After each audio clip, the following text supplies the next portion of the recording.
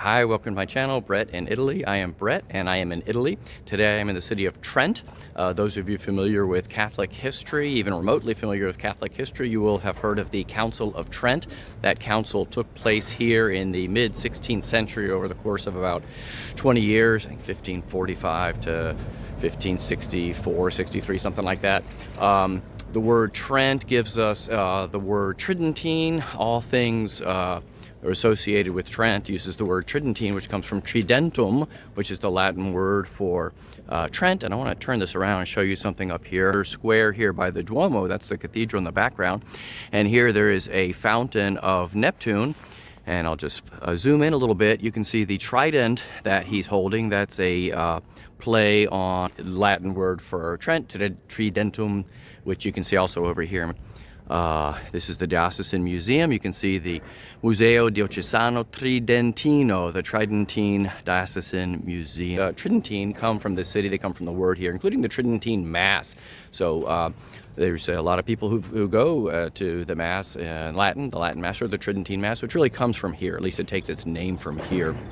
So I want to talk a little bit about the council, its importance historically in the Catholic Church, also how it connects to the other councils, the two councils that followed, Vatican I as well as Vatican II, because sometimes it can seem like these three councils are somehow separate. One was all this over here, one was all this over here, but there's really a connection to the councils. The councils deal with something that's happening in the Church, they respond to it, and then they build on it. There's a development, if you will, or an updating that tends to happen within Catholic history from the time of revelation, from scriptures, and on through the understanding of scriptures, the understanding of the church teaching, what they mean, and then all sort of applying them in the time in which we live. So very important council that took place here. And also, I also want to talk about a little bit about the region that we are in, the city, historically, the development, and the movement that took place here. Speaking of movement, I'm moving because it's very cold out here.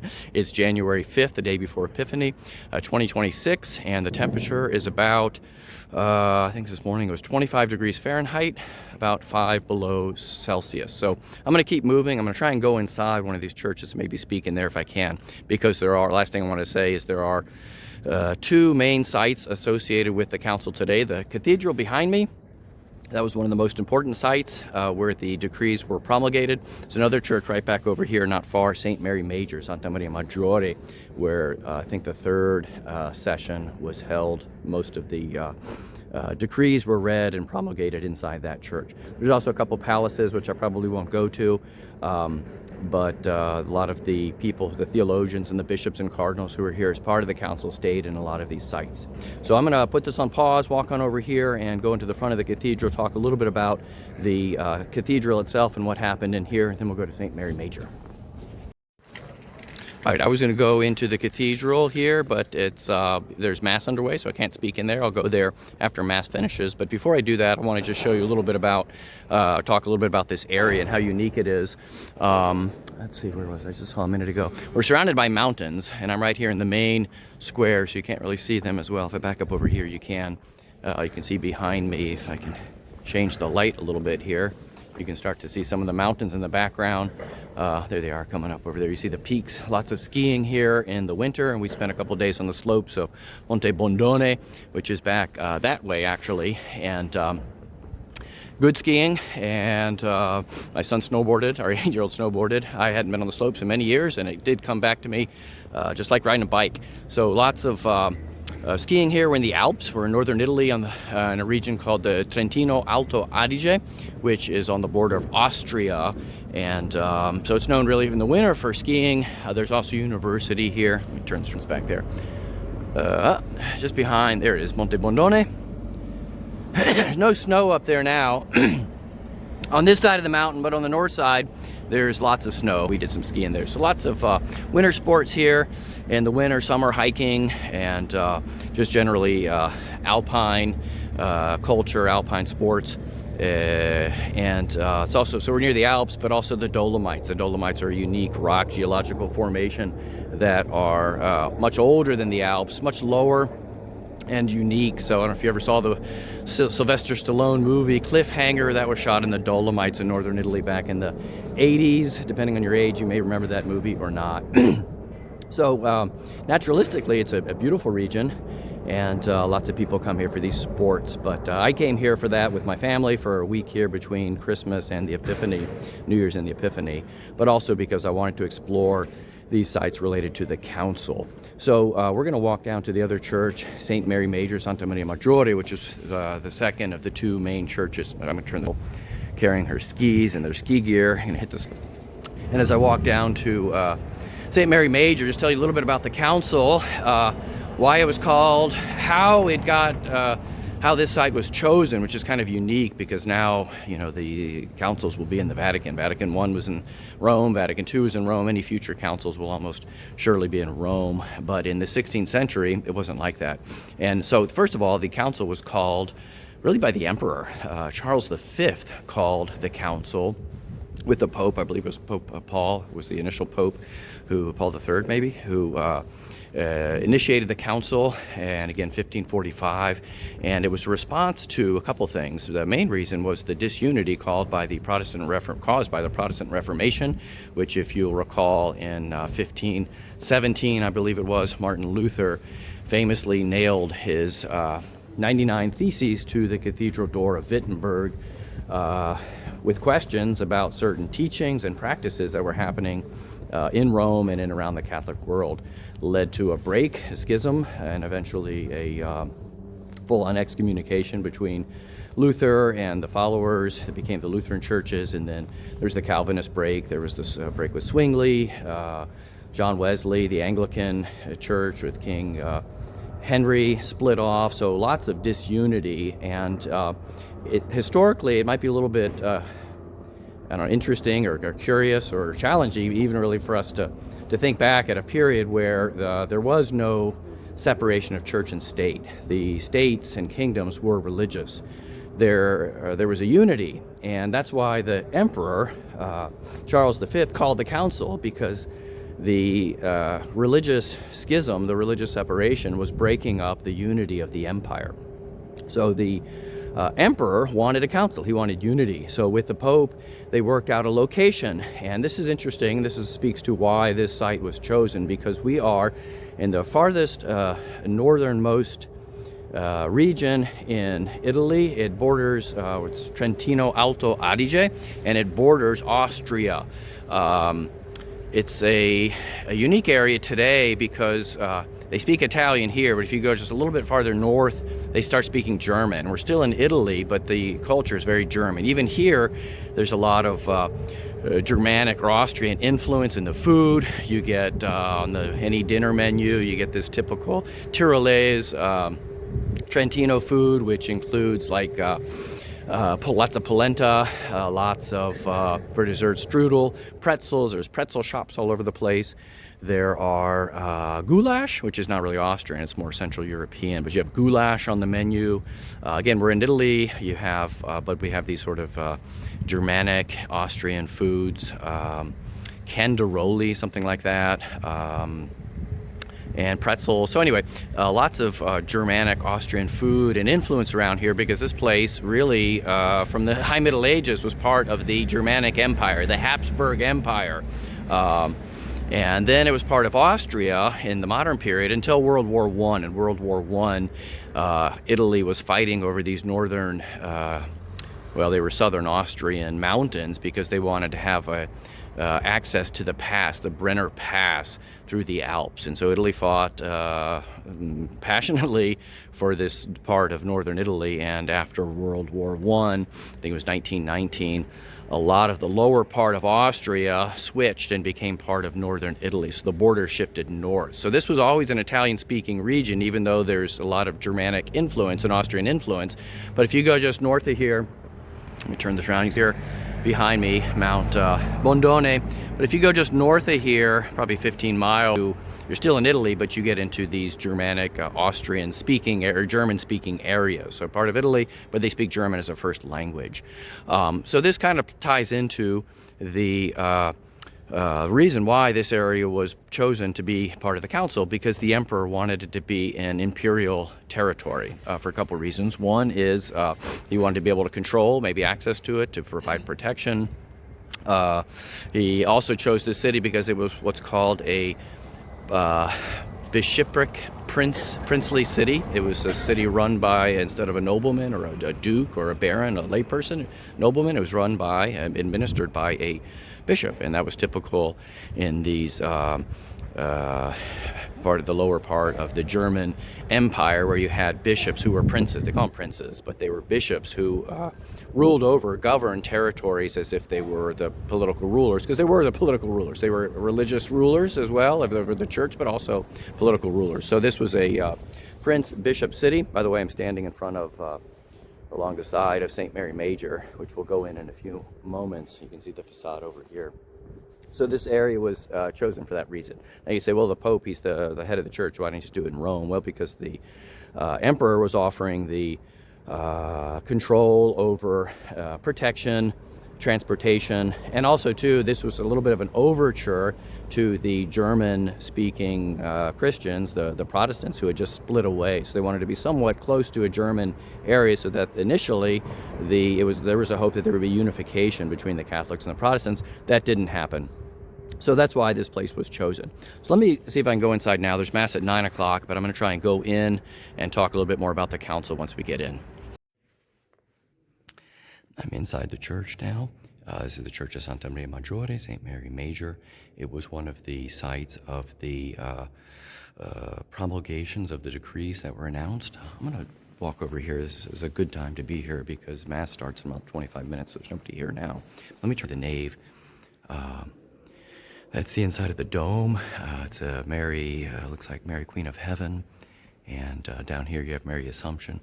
That fresco was there in the 16th century when the church council was here. This is a copy of a painting that's from the mid-1600s, and it's in a castle nearby here, which we went to yesterday, Buon Consiglio.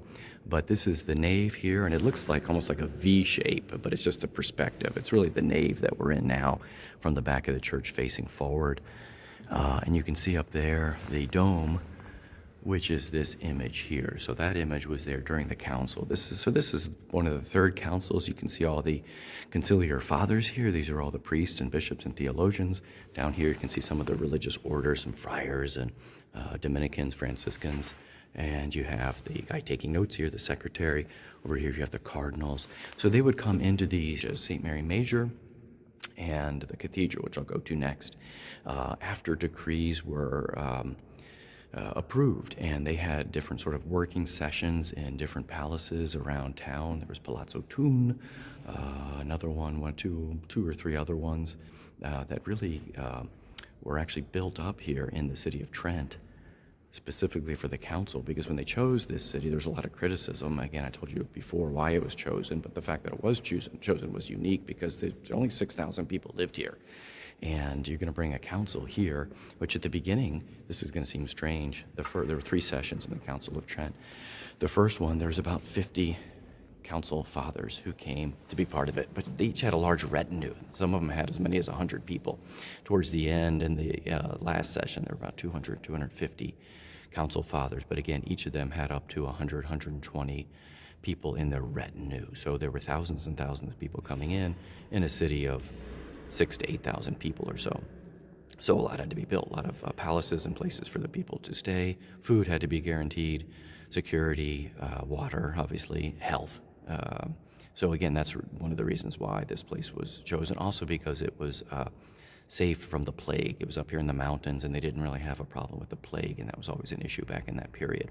So again, the council decrees would be debated and studied and prayed over and decided upon, and then when they were finished, they would come in here periodically into this church and the church of the Duomo and read off the decree that had been promulgated and during a mass and sort of officiate over it. So this sort of solemn ceremonies of the promulgation, the approval, if you will, of the documents would take place in these.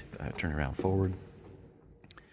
And again, the reason for the Council of Trent to be called was 2 reasons. One was a response to the Protestant Reformation. Council fathers wanted to clarify Catholic doctrine, but also reform the Catholic Church, because a lot of the things that were being that were criticized, that a lot of those 99 theses that Martin Luther noted and protested against were legitimate. And so there was an effort on the behalf of the Catholic Church to address a lot of these issues, such as indulgences. While the Catholic Church actually affirmed the teaching of the indulgence, it criticized the, to use a crude term, the sale of the indulgences. That is, let's say fundraising. There were priests that were going about sort of selling indulgences. That is, saying if you give money, you will be reduced purgatory by so many years, so give money towards the construction of a church, for example. So that was discouraged at that period. Also, bishops were required to live in their diocese. Seems strange. The pastors were required to be pastors. Some of them lived wherever they wanted and just sort of ignored what was happening in their diocese. Priests, a lot of priests were not educated. Seems strange. The Council of Trent started the seminary. Today, somebody wants to be a priest. A man says, I'm going to be a priest. They go through 4 or 5 years of seminary. That came out of Trent. Before that, seminaries or training was just a local thing. Whoever, the bishop had a program to educate the priests, they would go through the program. Or if they didn't have a program at all, they would be ordained. In some cases, there were people, nephews of bishops and so on and so forth, were being ordained priests as a form of sort of nepotism. So all that was addressed. The catechism, there was a catechism. The first Roman catechism was written during Trent, and this was sort of very simple. It was actually written for priests. It was not written for the Catholic faithful, but the catechism was really just a series of simple questions and answers to help educate priests, and it was simple questions. How many sacraments are there? 7. What are the sacraments? Baptism, confirmation, confession, Eucharist, holy orders, matrimony, anointing of the sick. What are the 3 theological virtues? Faith, hope, and charity. What are the 4 cardinal virtues? Prudence, temperance, fortitude, and I forget the last one. I need to read my Roman catechism. So all that came out of Trent. So there were a lot of good things that came out of Trent. There were a lot of important parts that came out of Trent. Now the other thing that happened in the Tridentine Mass, right? This was important too because there were different rites that were being celebrated throughout the Catholic world. Many of these rites were very sloppy. There have been lots of additions into the Mass were coming in different areas. There were things that were just superfluous that didn't need to be in the Mass. So the Mass was celebrated in different styles, different ways around the Catholic world. And we're talking the Western Catholic world. The Eastern Christian world was still Orthodox, and the North was becoming Protestant. So in the Catholic world at this point, there were different forms of the Mass that were taking place and being celebrated. So after Trent, it was decided that there would be one Mass. It would be an official Mass. It would be the Latin. It would be all the Masses were in Latin in the West, but there would be one form of Mass, and it was promulgated, I believe, in 1570. And it's known as the Tridentine Mass because it came out of the Council of Trent.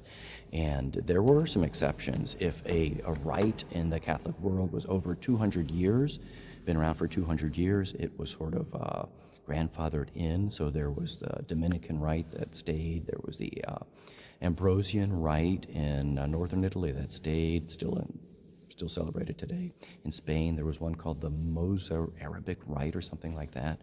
That stayed. Now later, I think it was the 18th or 19th century, a number of Eastern rite, a Byzantine rite, Christians sort of, they didn't convert, but they put themselves under the authority of Rome. These are called the Uniate churches. These are the Eastern rites. That came about later, after Trent. So you already had the separation between the Eastern churches long before the separation of the Protestant churches. So those rites came into the Catholic world later, but when the Council of Trent took place, there were lots of different celebrations in the West. They reduced them really to the Roman Rite. The Roman Rite, which is known today as the Tridentine Rite, came about mostly from the city of Rome. It was the way the Mass was celebrated in the city of Rome, not in the basilicas. It's kind of interesting, but there were two Roman rites at the time of the council that were celebrated. There was the rite of the Curia, the way the Mass was celebrated among the prelates, and there was the rite that was celebrated in the basilicas. The rite of the Curia was chosen to be the Tridentine Rite. So it goes back to, probably the time of Pope Gregory in the early church, back to the 5th, 6th century. So it's a very ancient rite. So that became the official Mass that was celebrated. And that's probably what every Catholic who's of a certain age will know when they think of Trent, the Tridentine Mass, because a lot of older Catholics still around today, certainly.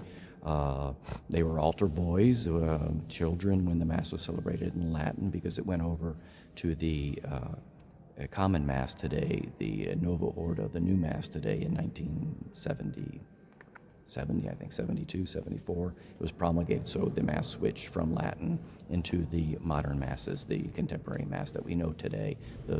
When you go to the Mass today, you see that. So sometimes, and people are starting to come in, so I'm going to go outside here because Mass is going to begin today. By the way, there is a Tridentine Mass celebrated once a week, not in the cathedral here, not in St. Mary Major, but in a church nearby. So there is a Tridentine Mass. I can't go that way. There is a Tridentine Mass. There is a Tridentine Mass. I'm going to put this on pause. I'm going to get my winter gear on again. Okay, so it's warming up a little bit, but it's still cold. So there is a Tridentine Mass celebrated in Trent here, at a church somewhere nearby, not far from here. And I'm in Italy when I go to the normal Mass, the Nova Ordo. In the U.S., I go to the Nova Ordo, but I have been to the Tridentine Mass, and I do appreciate the Tridentine Mass. But there is controversy today. As a matter of fact, there's a lot of controversy now about the Tridentine Mass because a lot of the younger Catholics are drawn more strongly to it, and a lot of people are coming into the church and are drawn to the Latin Mass, the Tridentine Mass, and I appreciate that, and I think it's important. A lot of the older Catholics, they sort of, let's use a crude term, the boomer era Catholics are a little turned off to the Latin Mass. A lot of them grew up in the Latin sort of Tridentine culture. And when the Second Vatican Council came around, they were very enthusiastic about the changes that took place. So these are sort of generational changes that I'm not going to speak to much now, but just to address it briefly, because what Trent did is it guided the Catholic practice and culture for really 4 centuries. It wasn't really till Vatican II that there were some updating and changes to the way the Catholic Church evangelized, the way the faith was taught, the way the faith was passed on. Because one of the effects of the Council of Trent, in that unity that it was trying to promote and clarify, it created sort of a posture, if you will, of defensiveness and sort of closedness, and that really remained the kind of spirit of Trent for many centuries, even if it wasn't really intentional. But it created a sort of a wall between Catholics and non-Catholics. And my mother grew up in that church, and she used to say, that the nuns, that she grew up in San Francisco, and she would say the nuns told her that if she went into a Protestant church, she would go to hell. So those are sort of the extremes, and that's very typical for a lot of people who grew up in that generation, the U.S. and lots of places in the Catholic world, particularly Ireland, and a lot of the Irish came over to the U.S., nuns and priests, and there was a very severe strain of Catholicism. And that really goes back to Trent, because there was really no councils between Trent and Vatican II, with the exception of Vatican I, which was incomplete. It was started in 1869, finished in 1870, and I'm going to walk over here, there's a suitcase dragging over there.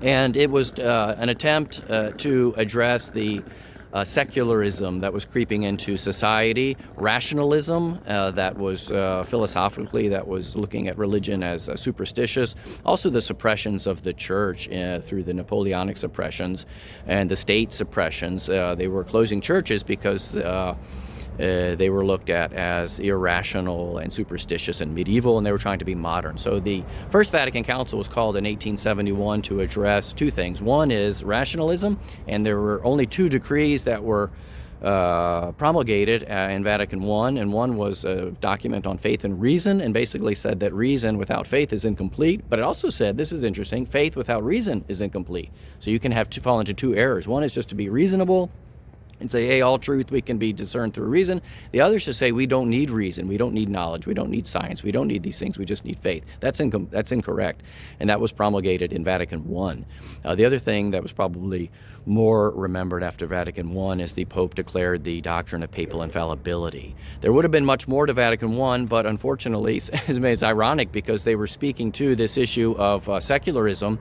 The Italian kingdom unified all of Italy, and they suppressed the Catholic Church, and for 10 years they were at the gates of Rome, and on September 20th, 1870, the Italian troops took over, captured Rome, captured the Pope, and he became a prisoner of the Vatican for, 70 years. I think it was till 1929. So Vatican I was never finished. It was suspended. And then you had the imprisonment, let's say, the self-exile, self-imprisonment of the Pope for a series, well, the next couple popes until 1929. Then you had World War I. We had World War I in the midst of it. Then you had World War II. Then you had the rebuilding of Europe after World War II. So it wasn't really until 1962 with John the 23rd, they said, let's have another council. But it wasn't another council, it was the completion of Vatican I. Because Vatican I never addressed the relationship of the church to the world. Vatican II took that back up. So in Vatican II, there was an updating to the teachings that had been really in place since Trent, since right here, with the exception of this sort of blip of some teachings on faith and reason and the papal infallibility in Vatican I. So Vatican II, there's a whole lot more to be said about that, but sometimes, and this is really what I want to speak to, this entire long video to get to this point, sometimes it can seem like in the Catholic Church, there is a polarization. Doesn't seem like it. There is a polarization, and I've been leading groups and individuals here in Italy on pilgrimage for 20 years, and I see it, and I try and get a feel for the person before they come over, before I meet them, where are they with the faith? Are they in this camp or are they in this camp? And we might not think we're in a camp. We might just say, well, this is what I believe, but you can tend to look at other people in the other camp, and that's not correct. So we have the sort of Tridentine camp, and we have the Vatican II camp. And a lot of it's generational. And I mentioned before, younger Catholics, they tend to be coming back into the Tridentine camp. And I think that's good. But there are things that the Second Vatican Council did that are important. And then we have the Vatican II camp. Today they tend to be a little bit of an older generation, but they remember what the church was like when they were altar boys. They remember the Latin. They remember the rigidity. Pope Francis really spoke a lot to this rigidity, this ideology, and Vatican II is really attempting to speak to that. So Vatican II did not deny the teachings of Trent. It reaffirmed the teachings of Trent, but it also attempted to open the church up to not be so defensive, this posture of defensiveness or of closure, but it wanted to open up to the world, and because that's what we're supposed to do. We're Christians, and we're supposed to preach the gospel to all people, not just to Catholics, kind of encrouched in our defensive posture. Like my mother, the nuns, don't go into a Protestant church, you'll go to hell. If you marry a Protestant man, you'll go to hell. You can't even date Protestants. So those are the extremes, and those are what Vatican II, among many other things, attempted to deal with. Were there problems after Vatican II? Surely, everybody knows that. John Paul II, Pope Benedict really spoke to that, and they said Vatican II has to be understood in a hermeneutics of continuity. There has to be a continuity, and that's really what I want this entire video to be about. Is if you're not familiar with the teachings of the Council of Trent, the very brief teachings of Vatican I, and especially Vatican II, go back and look at all three of them together, in particular Trent to Vatican II, because one builds on the other. They don't cancel out the other. Nothing in Vatican II cancels Trent. It doesn't. It builds on it. There's a aggiornamento, there's an updating or a clarification that takes place in time as we grow as a church, as we grow in individuals, as theology is understood and reflected on. So it is about time for Mass. I'm going to go to Mass, and then I will pick up again, and I want to go into the cathedral and just walk through the cathedral briefly, and then I want to conclude. So we're walking down a typical street here in Trent, and you can see really kind of the influence of the different cultures and countries. Here, let me just flip this around. Here is some typical cold cuts from this area, Trentino. The speck is kind of a type of a cured prosciutto strudel, very popular here. These are very typical in this region. Canaderli, Trentini, kind of like a sort of a meatball with different local vegetables and things like that in here. You're going to see these pretzels very frequently here. Buongiorno. Ci sono the pretzels here, although they don't call them pretzels, they call them bretzel or sometimes a bretzel. Buongiorno, grazie. Sì, per prezzo 5 euro prezzo? Vabbè, vediamo. Sembra molto buono. Strudel again, different types of local products here. And yeah, so this is very typical. This Brezeln, I guess that's an Austrian thing. I don't know any German whatsoever. But I do find it very interesting, very curious that you've got all these different kinds of Austrian foods up here, which again speaks to the area where we're in. Historically, it was close to, well, not close to, it was part of Austria, part of the Habsburg Empire, and just took on this sort of Central European culture with food, although the language was always Italian in this area. But if you go north here, probably 20 kilometers, 15 miles or so, they start speaking German as the first language. So a very unique area. Okay, so I am back in the central square, this Piazza del Duomo, and you can see the church back behind me. By the way, that's the museum over there, dedicated, or at least one floor is dedicated to the Council of Trent. It's a diocesan museum, which I went to yesterday. If you come here, you should definitely go to that. Go to the Duomo in front of me. We're going to go to now St. Mary Maggiore behind me, one or two palaces, Palazzo Thun, Rocca Bruna, and St. Mary Maggiore, and the Duomo, the key places here. So to kind of sum up, before I go into the church here, the Duomo, Vatican II follows Vatican I, follows Trent. Trent really clarified what Catholic teaching was all about.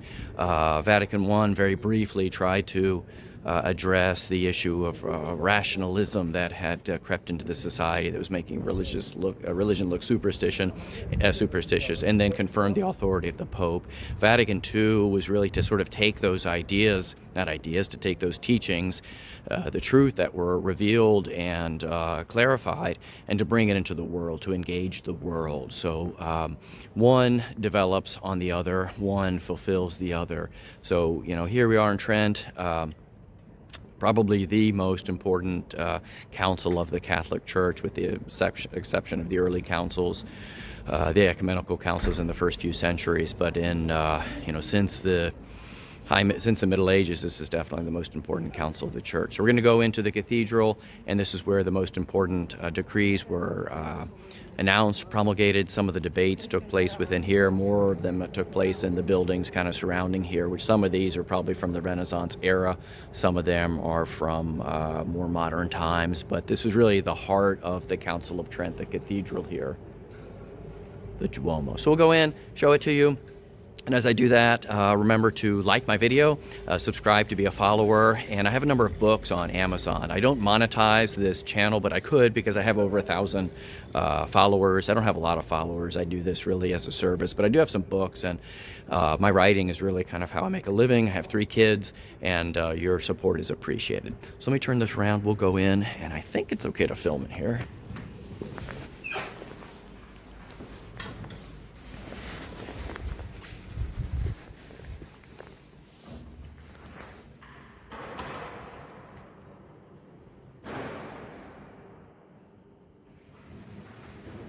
By the way, this is a Gothic church. You can see the nave is much more narrow than the one St. Mary Maggiore. St. Mary Maggiore is a Renaissance church that was built really just before the council, but it's wider, so that was easier to put space in there. And when they did the promulgations, where this baldachin is, this altar canopy, that was not here during the council period, and these wooden pews were not here, but they had sort of these seating areas, these wooden seating areas that were installed, and they were elevated. So the council fathers sat on there, kind of around sort of a semicircle over on the right side, and then the presider sat on the left side. So again, for following me, if you followed it all the way to the end, you are a very serious Bret in Italy fan, and I appreciate you listening all the way through. And remember me in prayer, and if you have any prayer requests also, send them to me. You can bret.thoman@gmail.com, or on my website, or even here, just put them in there, and I'm happy to pray for you from where we live in Loreto.